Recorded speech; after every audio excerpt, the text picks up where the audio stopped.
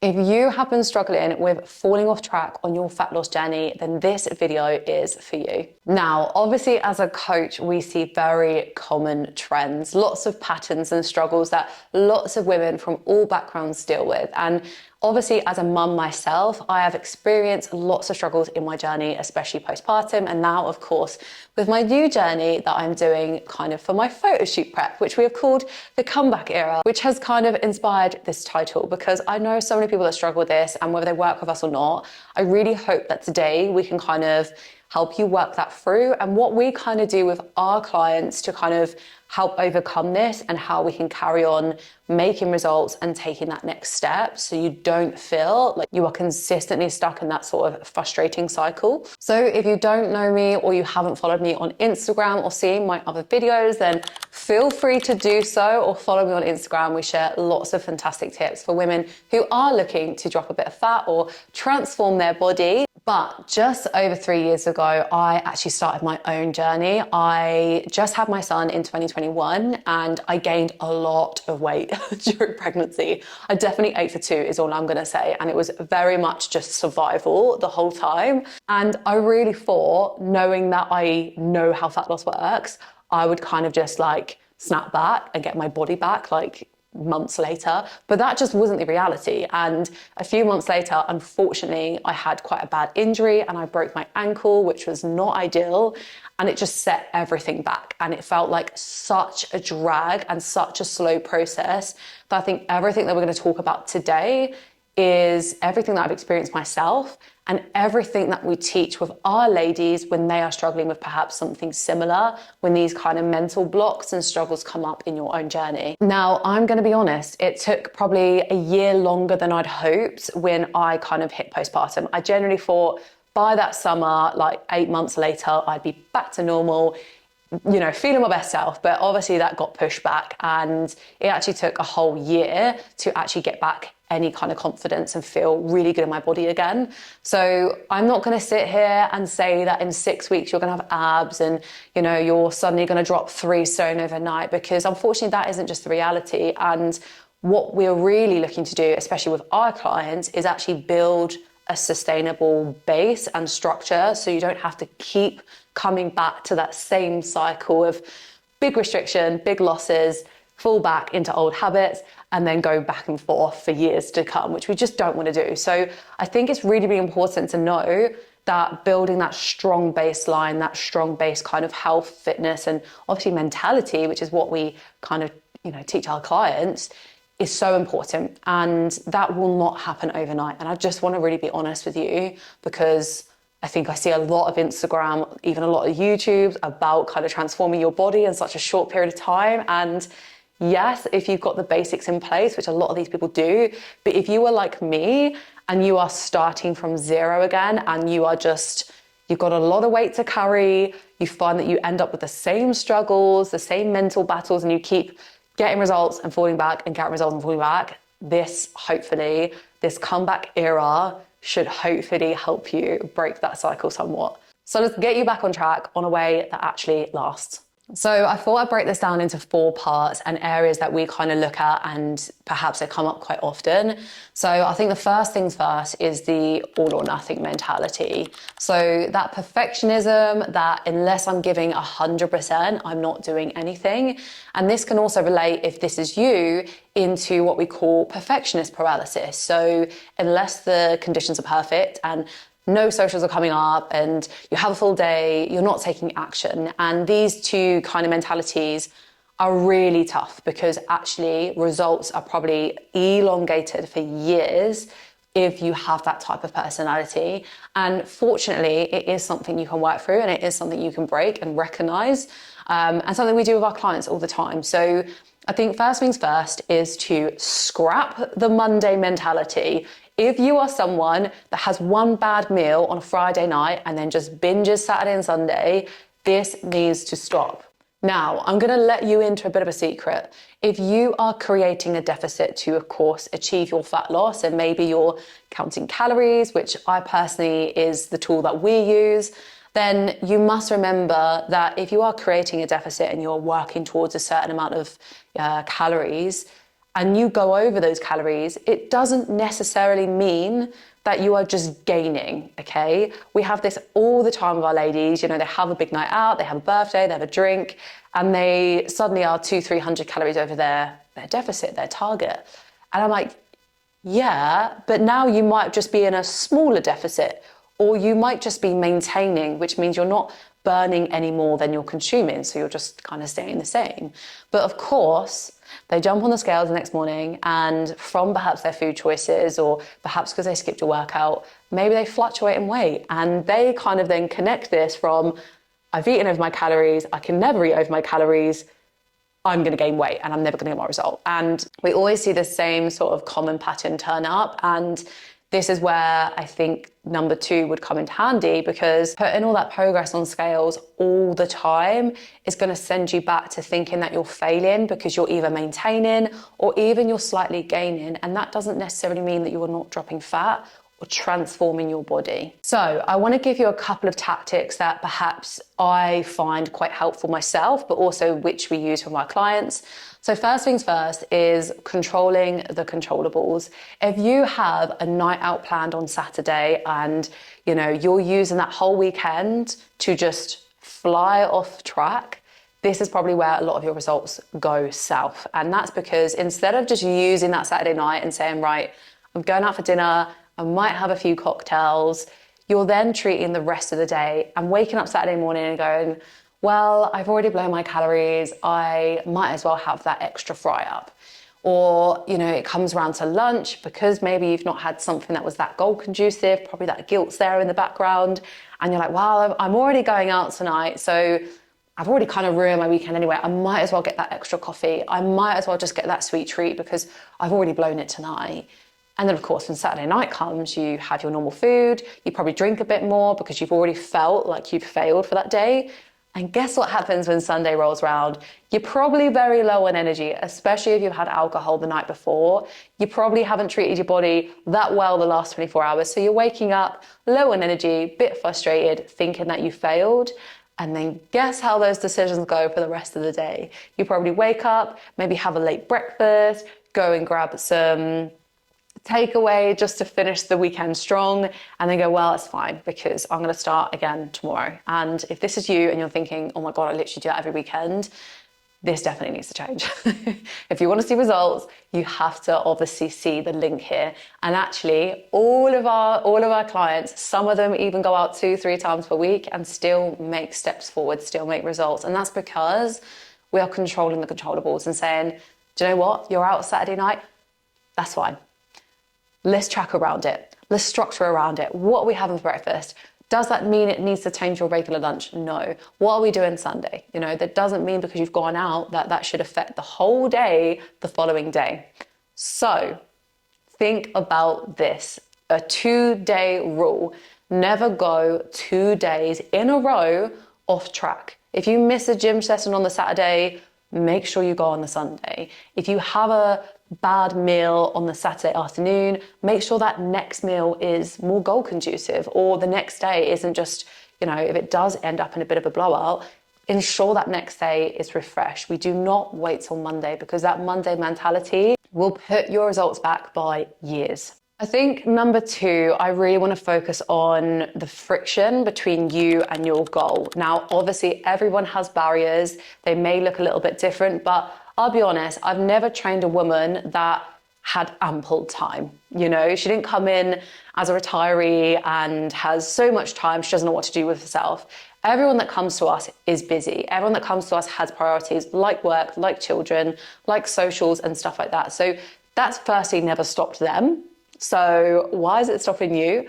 But more importantly, you know, we know that we don't have tons and tons of time daily or weekly, but that shouldn't stop us from taking action, because actually, and I do use this analogy a lot with my clients, is a surfer doesn't learn to surf by simply sitting in calm waters. Those socials, those events, those, you know, hard days are simply the waves, and we need to learn how to adapt to them, to work with them, and just to simply get over them if we fall off them. Do you know what I mean? You need to learn to surf for you to be able to have that long-term success, I think. So My second point is removing friction, just making it, I guess, stupidly simple and not overwhelming yourself, because I think a lot of women, especially, you know, I see in January trends, obviously we're in March now, and a lot of people are kind of hitting that point where they're like, oh, I've now fallen off track and I started well in January and now it's hitting March and I don't know what happened.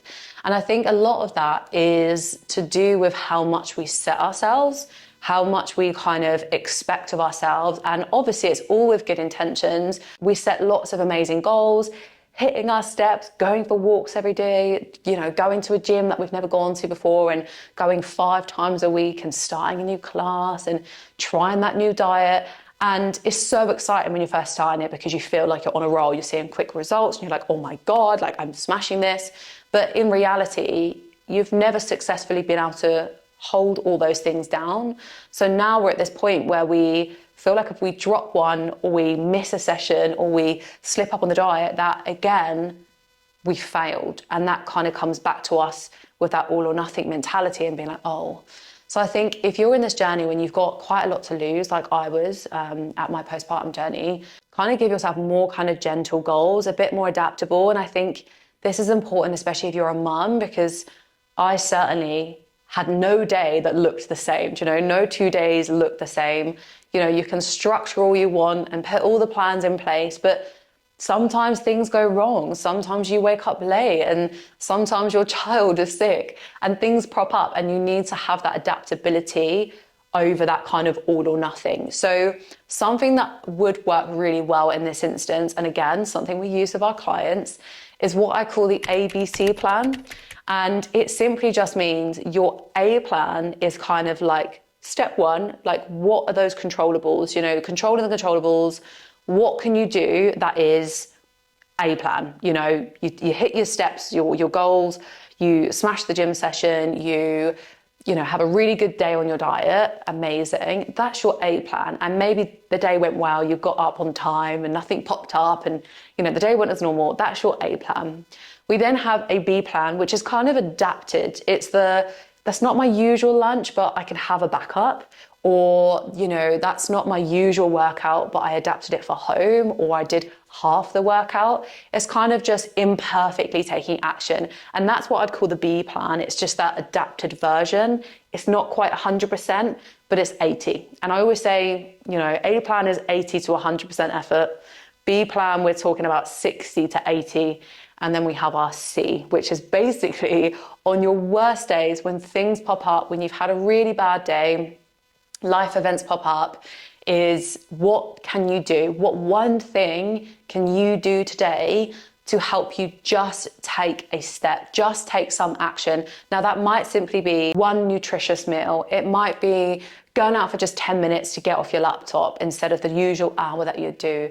It might just simply be doing 5 minutes of a workout. And that, I think, really helps us to understand that it's not just a plan or nothing.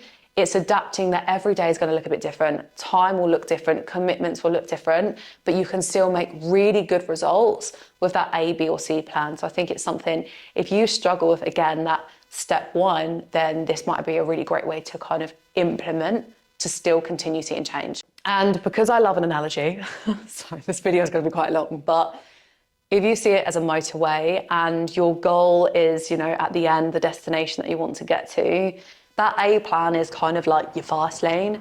Your B plan is like the middle lane. Obviously, this is UK based, and your left lane, your C plan is just is the slow lane. You know, no matter what lane you take, you're still moving forward.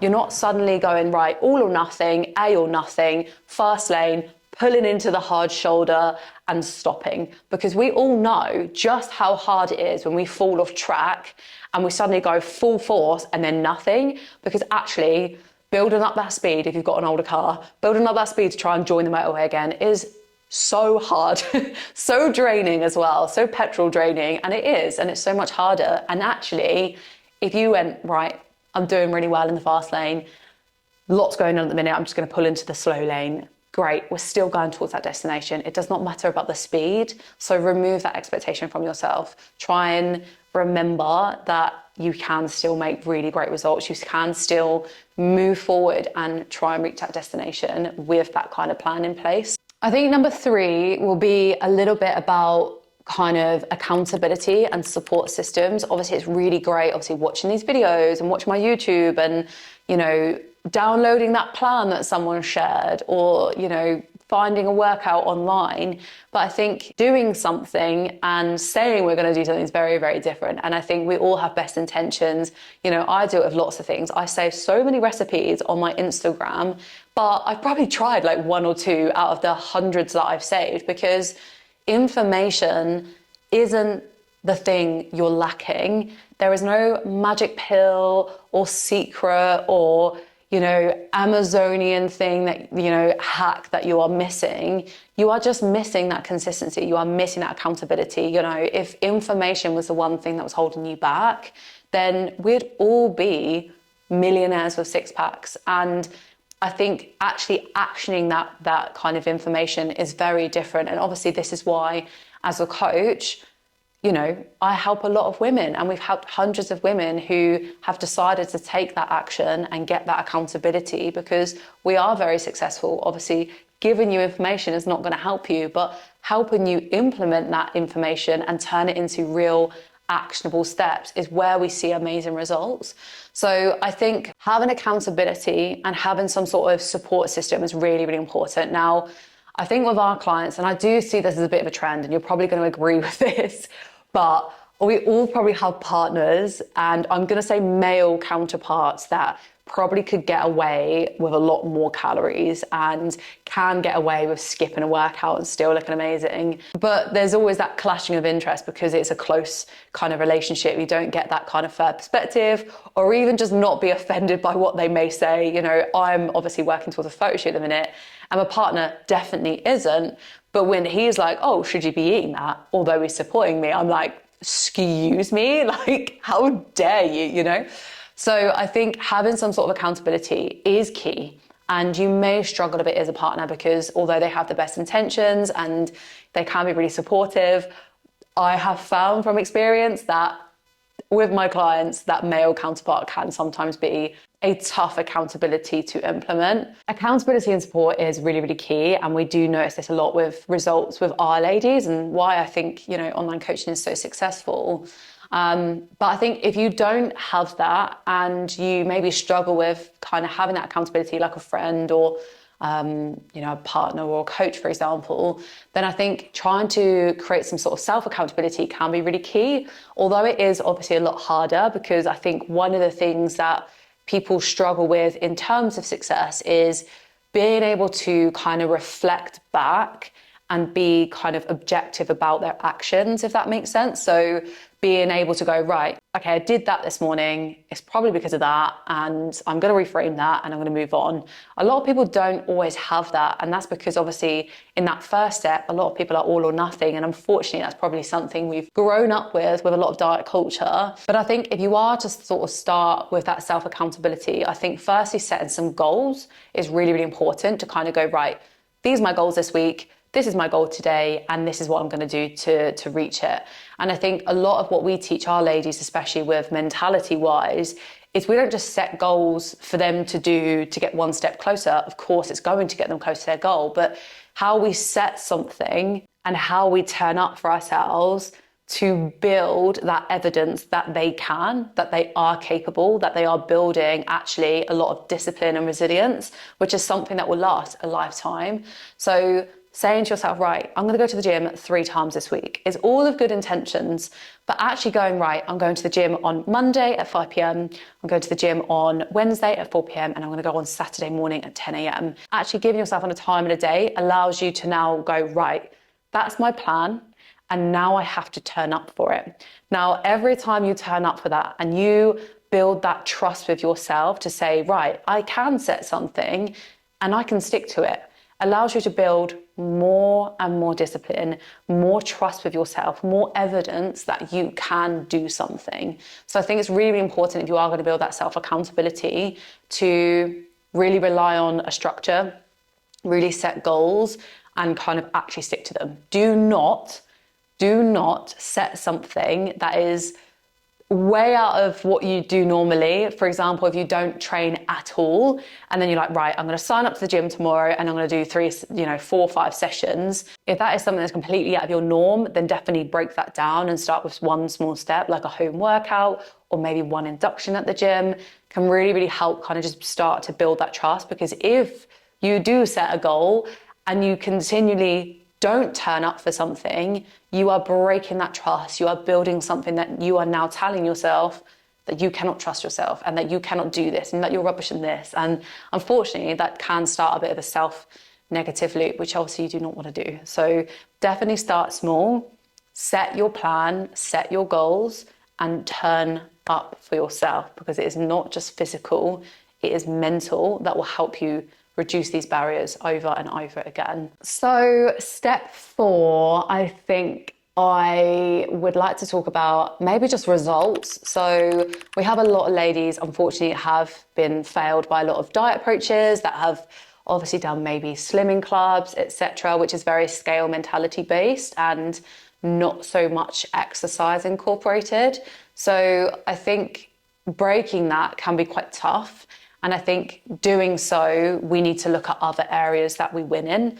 So if you're someone that's like, right, I do want to lose weight, break that down. Why do you want to lose weight? Is it because you want to feel better? Because you want to transform your health? Is it because you want to be more toned or stronger? Is it because you want to be leaner, dropping dress sizes? Because actually a lot of that has got nothing to do with the scales. And of course we can drop weight, but actually I've got quite a lot of ladies that have only lost a few pounds, but look completely different and have completely transformed their confidence. So understand what it is about weight that you're so fixated on, and understand actually, is any of the goals that make me feel good anything to do with the actual scale, or am I linking that to a time that I felt really good? So with a goal, I would definitely say do not just rely on scales, especially if your goal is more the latter, the looking better and dropping dress sizes, and start to look at the bigger picture. Do not just rely on scales, but of course utilize the scales because they will fluctuate. It's very, very normal.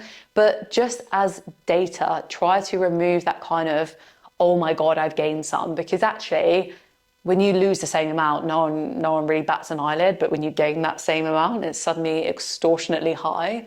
But use it as data. It will fluctuate. And I think if you do struggle with maybe a scale mentality, I know this sounds a bit counterintuitive, but in my experience, it has worked very, very well, is actually weighing more often.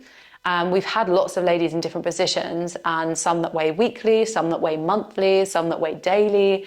And actually over the course of 3-4 years now, I have found that those that actually turn up and weigh every morning has a much better relationship to the scales than those that actually did it monthly. And that's because the scale will fluctuate. And if for whatever reason you step on that scale on a day that has fluctuated, maybe your cycle, the food that you had before, it's going to be a real struggle. And if you're in that mentality of, oh my God, I failed, that's going to affect every decision you make that day and that week, etc. So I would suggest weighing daily just for data. Get it on an app so you can kind of zoom out and see the bigger picture. And it should be trending down every month, okay? It will obviously fluctuate. Definitely get measurements. Obviously, if you're looking at dropping dress sizes and being leaner, you're going to see this in your body as well. So get your measurements, your waist, your hips, your thighs, etc., and actually take those, whether that's once per week, once per month, whatever. And then, of course, pictures. Obviously, pictures, we'll be able to see the actual difference. Now, you don't have to do these weekly. That is something we do with our ladies, but even just monthly to kind of zoom out and see the bigger picture. And then other aspects, so what we call non-scale weight victories. How are you feeling in yourself? How is your sleep improving? Are you feeling fitter? Are you feeling stronger? Are you lifting more in the gym? Again, this is something I love about online coaching, is that we can track the weights that they're lifting, so we can see that trend going up and getting stronger and stronger. And, you know, even little things, and we can't always quantify it, because, you know, I've certainly done it when I've lifted something and been like, oh, that's a bit lighter. Or I've gone up the stairs and not died, and I'm like, oh, I used to really struggle with that. But we can't always quantify it. We don't know how to explain it, but we know that we're progressing. So definitely focus on those aspects, and the bigger picture is so important. And if you are just relying on scales and feeling like you've got not a great relationship with them, then I would look at sort of incorporating these steps and zooming out and looking at the bigger picture, because actually the bigger picture is what you're looking for anyway. So falling off track does not mean you have failed, and in fact is a part of the process. You are only human. The real power of results is how quickly you can bounce back, how quickly you can move on and say, do you know what? That happened, but I don't have to let it dictate my day or my weekend, and certainly not my results. This is your comeback era, and you get to decide how it plays out.